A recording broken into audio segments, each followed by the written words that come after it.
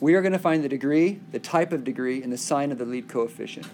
So to find the degree, we're looking for the biggest power, and that is the degree. So look at the powers here. See the 5's the highest power? So that's the degree. It's the highest power you see.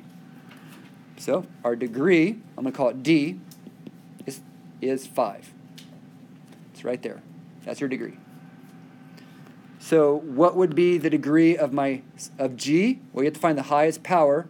Isn't it this piece right here? So isn't it the 6? So for this one, your degree is going to be 6. We'll hold off on this one. We'll come back to it. Let's just focus on these two standard form. Now, did you notice this one actually isn't in standard form?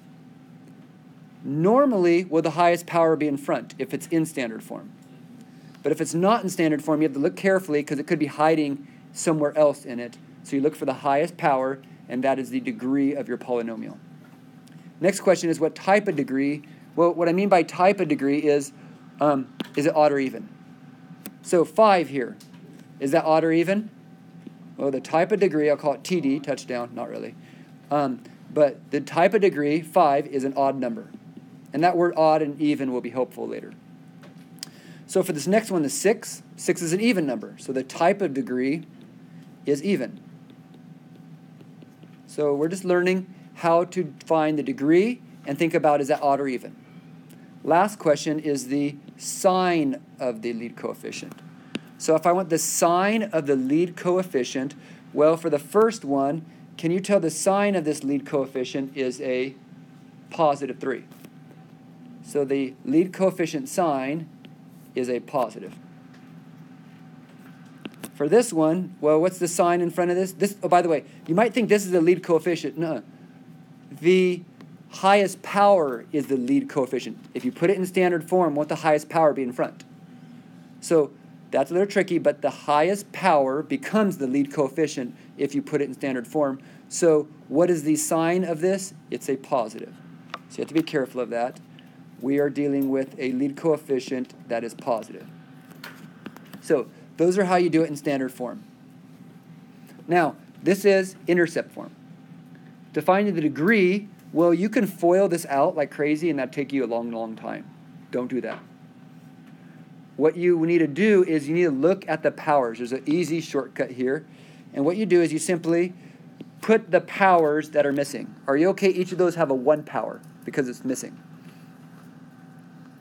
So watch this. It's fairly simple. To find the degree, we just add those powers. So that's 1 plus 2 plus 1 plus 1 plus 1 plus 1. So again, I took this plus this plus this plus this plus this. When we add up all those powers, we get 6. So I have a 6th degree polynomial.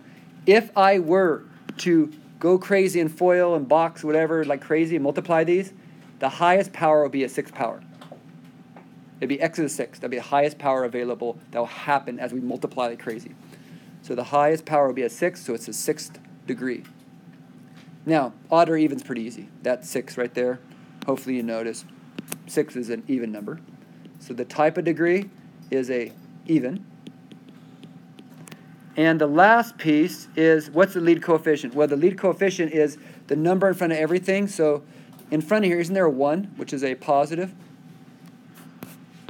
So what we have here is the lead coefficient is a positive.